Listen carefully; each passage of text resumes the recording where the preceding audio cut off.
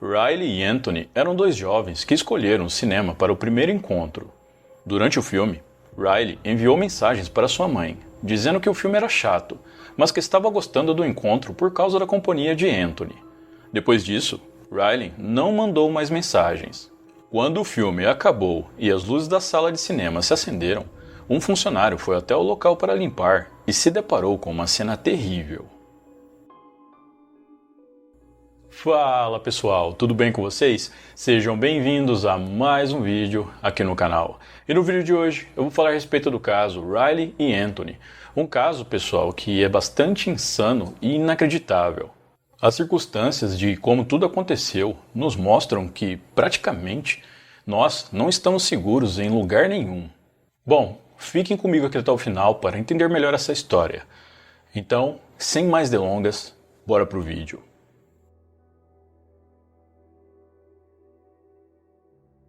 Riley Goodrich nasceu e foi criada em Corona, uma cidade do estado da Califórnia que possui um pouco mais de 150 mil habitantes. Ela era bem popular em sua escola. Além de ser líder de torcida, também jogava vôlei e tinha muitos amigos. Pessoas próximas a Riley a descreveram como uma garota divertida, comunicativa e que tinha facilidade em fazer amizades. Depois de se formar no ensino médio, Riley conseguiu uma bolsa de estudos para a Universidade do Grand Canyon. Essa universidade está localizada na cidade de Phoenix, no estado do Arizona. Então Riley teve que se mudar para poder iniciar os seus estudos, mas sempre que podia, visitava sua família. No final de 2021, Riley terminou o seu primeiro ano na faculdade e voltou para Corona para as festas de fim de ano. No dia 4 de julho, dia da independência dos Estados Unidos, seus amigos decidiram fazer uma grande festa. Lá, Riley conheceu um jovem chamado Anthony Barajas, que era um ano mais velho que ela. Anthony Michael Barajas nasceu em 9 de agosto de 2001. Ele era filho do casal Brian e Catherine Barajas. Desde muito novo, a família de Anthony percebeu que ele tinha um dom especial para se comunicar. Ele conseguia conversar com qualquer pessoa e sobre quase qualquer assunto. Seus pais disseram que ele tinha uma maturidade e autoconfiança muito acima da sua idade. Na escola, Anthony foi descrito como um ótimo aluno e um ótimo atleta. Além de jogar futebol regularmente, ele também praticava artes marciais. Anthony era muito popular no TikTok. Ele havia criado uma conta na plataforma no ano de 2019 e postava diversos vídeos de humor. Com o tempo, seus vídeos começaram a atrair a atenção do público. E em 2 anos, ele já tinha quase 1 milhão de seguidores. Anthony também era bastante ativo no Instagram, onde costumava fazer postagens referentes ao seu dia a dia. Ele ainda não tinha certeza do que queria fazer no futuro. Ele pensava em continuar trabalhando com a internet, mas às vezes pensava que era melhor fazer algo diferente. Na festa do dia 4 de julho, Anthony e Riley conversaram bastante e gostaram um do outro. Eles trocaram os seus contatos e nos dias posteriores continuaram conversando. Depois de conversarem por um tempo através das redes sociais, Riley e Anthony combinaram um primeiro encontro. Apesar de Riley já ter mais de 18 anos, ela achava melhor que seus pais conhecessem Anthony primeiro para saber se eles iriam aprovar um possível relacionamento dela. Riley era bem próxima dos seus pais e a aprovação deles era algo muito importante para ela. O pai dela, quando conheceu Anthony, não ficou muito impressionado, principalmente pelo fato de que o Anthony trabalhava fazendo vídeos para a internet. Isso não passou uma boa impressão para o homem em um primeiro momento. No entanto, conforme foram se conhecendo, o pai de Riley foi mudando de opinião e aprovou a escolha de sua filha. Anthony era educado e sabia se comunicar muito bem. No dia 26 de julho, Riley e Anthony combinaram de ir ao cinema Regal Edwards, em Corona, para assistir ao filme The Forever Purge. Creio que a maioria de vocês já conhece esse filme, mas para quem não conhece, a trama é baseada em uma distopia, onde uma vez por ano os Estados Unidos liberam qualquer crime por um período de 12 horas. Mas antes de irem direto para o cinema, o jovem casal decidiu parar para comer em um restaurante perto da casa de Riley, que era o favorito dela. Eles não faziam ideia de que aquela seria a última refeição deles. Depois de terminarem suas refeições, Riley e Anthony foram direto para o cinema. Isso foi por volta das 9 da noite, e a sessão teria início às 9h30, terminando próximo da meia-noite. Como era um dia de semana, não havia muitas pessoas no cinema, tanto que foram vendidos apenas 6 ingressos para a sessão de The Forever Purge, dos quais 2 eram de Riley e Anthony. Os outros 4 ingressos foram vendidos para um grupo de 4 amigos. Tudo parecia normal. O jovem casal, que estava bastante empolgado, entrou na sala do cinema e a sessão começou.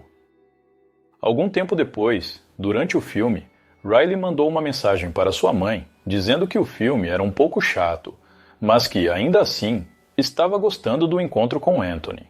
Depois disso, Riley não mandou mais nenhuma mensagem para sua mãe.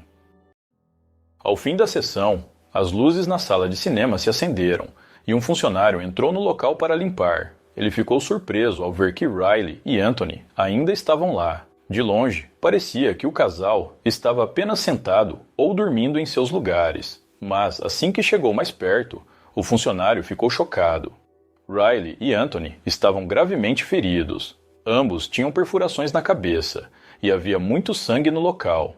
O funcionário avisou os demais funcionários do cinema, que rapidamente ligaram para a emergência. Em poucos minutos, paramédicos e policiais chegaram ao local. De imediato, os paramédicos constataram que Riley já estava sem vida, enquanto Anthony ainda estava vivo, mas em estado grave e inconsciente. Anthony foi levado às pressas para o hospital local, e sua vida passou a depender de aparelhos médicos aos quais ele foi conectado. Os familiares do jovem casal foram informados do ocorrido assim que a polícia os identificou. Eles correram para o hospital e conversaram com os policiais para fornecer informações que talvez pudessem ajudar nas investigações. O ponto de partida da investigação dos detetives foi a sala de cinema. As perfurações nas cabeças de Riley e Anthony foram ocasionadas por disparos de arma de fogo. A princípio, foi levantada a hipótese de que uma das vítimas tinha atirado contra o parceiro e depois contra si mesma.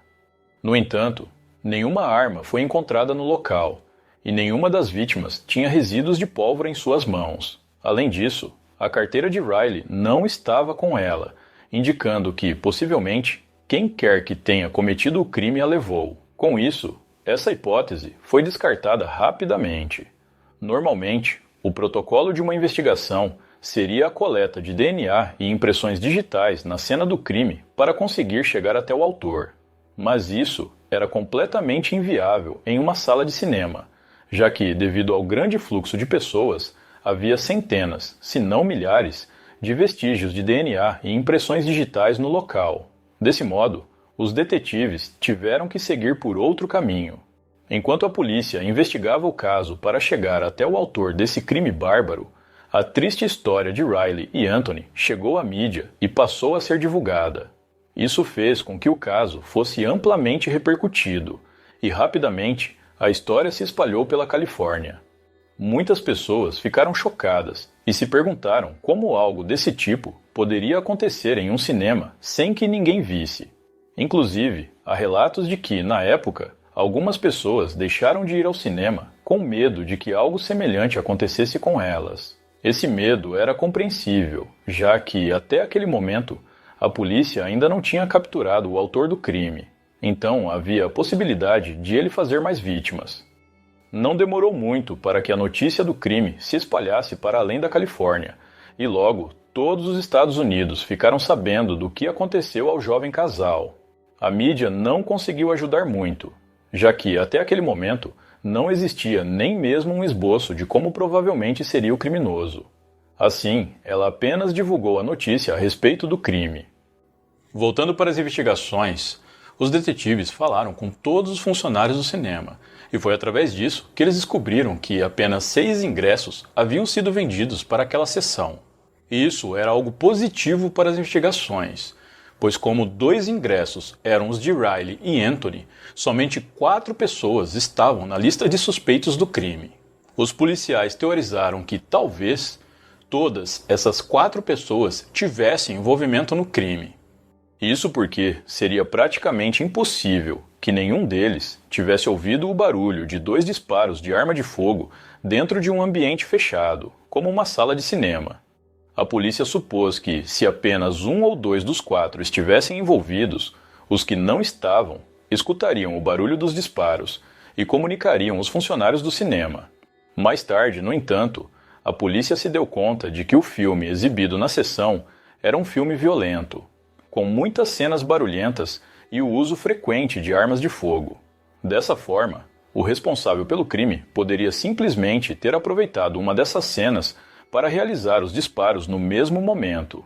Isso não descartou a hipótese de que essas 4 pessoas poderiam estar envolvidas no crime, mas explicou que, caso não estivessem, provavelmente não perceberam os disparos devido ao barulho do filme. Os detetives tentaram coletar mais informações sobre essas 4 pessoas com os funcionários do cinema, mas os ingressos foram vendidos sem a necessidade de documentos. Então, os policiais conseguiram apenas as características físicas delas. De acordo com fontes, eram 4 homens jovens que pareciam ser de origem hispânica e pareciam estar juntos, como se fossem amigos. Com essas informações em mãos, os policiais trabalharam bastante para tentar localizar essas 4 pessoas. Posteriormente, a polícia obteve diversas informações vindas de denúncias anônimas, e graças a essas denúncias, conseguiu um endereço localizado no quarteirão da Envoy, em El Cerrito. Rapidamente, uma equipe policial se dirigiu até o local.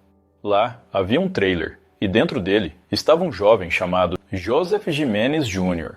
Os policiais fizeram algumas perguntas para Joseph, mas ele não falava coisa com coisa.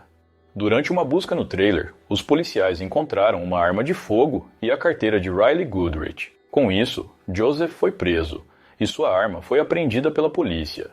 Os policiais perceberam que a arma era do mesmo calibre da utilizada no crime contra Riley e Anthony. Eles então enviaram a arma para a perícia, onde foi realizado um exame de balística que confirmou que aquela era a mesma arma usada no crime. Mesmo sendo confrontado com todas essas evidências, Joseph negou qualquer envolvimento no crime. Ao consultarem seus documentos, as autoridades verificaram que ele nunca teve problemas com a lei. Posteriormente, a polícia conseguiu identificar e localizar os outros 3 jovens que estavam com Joseph Jimenez no cinema. Em conversa com eles, a polícia descobriu que todos eram amigos, mas eles negaram qualquer envolvimento no crime. Segundo eles, algumas horas antes de entrarem na sala de cinema, Joseph estava se comportando de maneira muito estranha. Eles disseram que Joseph falava e resmungava sozinho, como se estivesse fora de si. Após a compra dos ingressos para o filme, os 4 amigos entraram na sala de cinema e se sentaram em seus lugares. Joseph continuou a se comportar de maneira estranha, falando sozinho e, às vezes, até gritando consigo mesmo.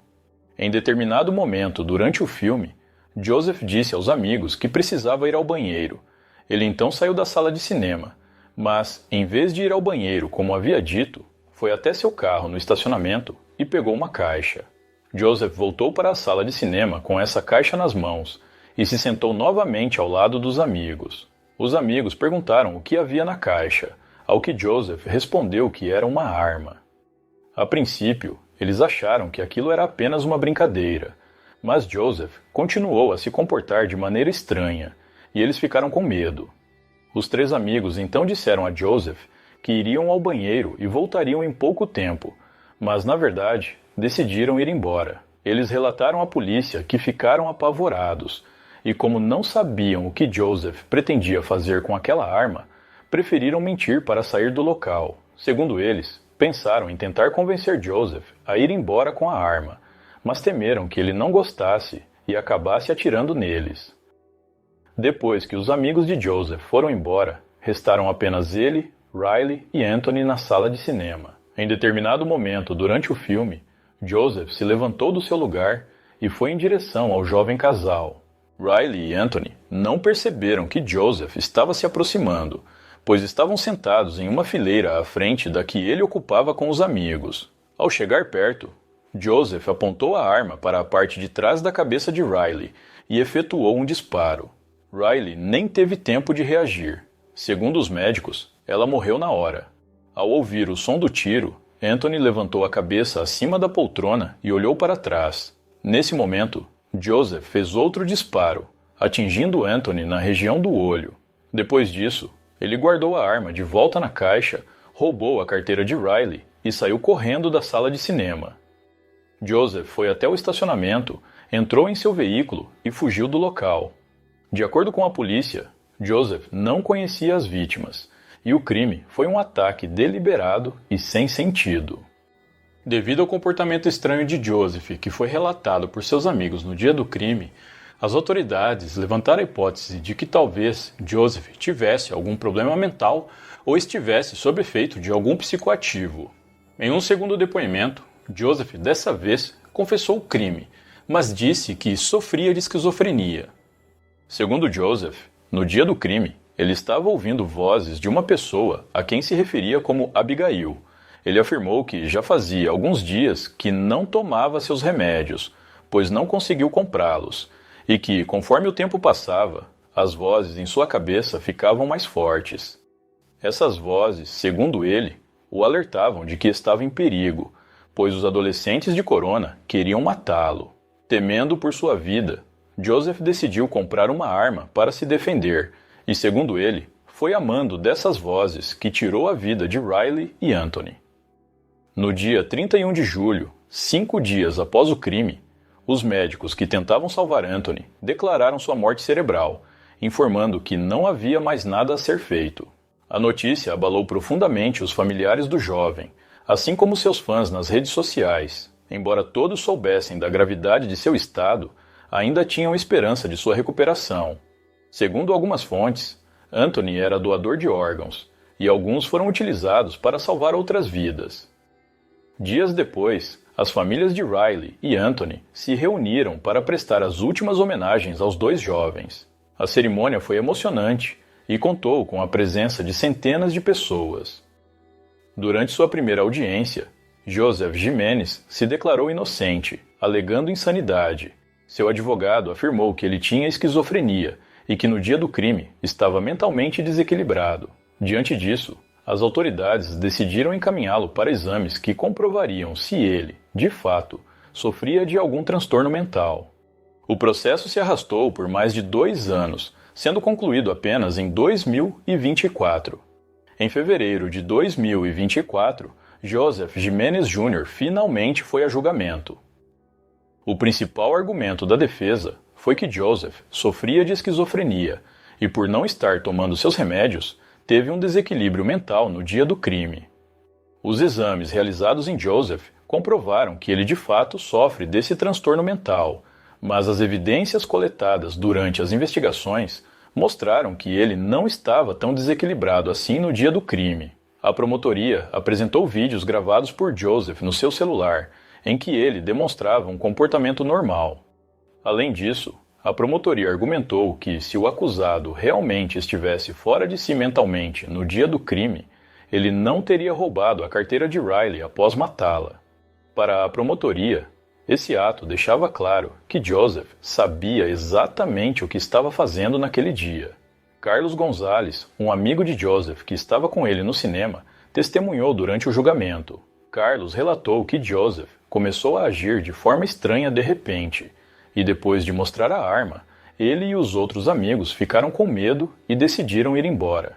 Ele também afirmou que, se soubesse o que iria acontecer, teria tentado impedir de alguma forma. Ao fim do julgamento, o juiz responsável pelo caso concluiu que Joseph estava são no dia do crime e sabia o que estava fazendo. Com isso, Joseph Jimenez Jr. foi condenado à prisão perpétua, sem a possibilidade de liberdade condicional. Atualmente, Joseph cumpre sua sentença em um presídio do estado da Califórnia, onde passará o resto de sua vida.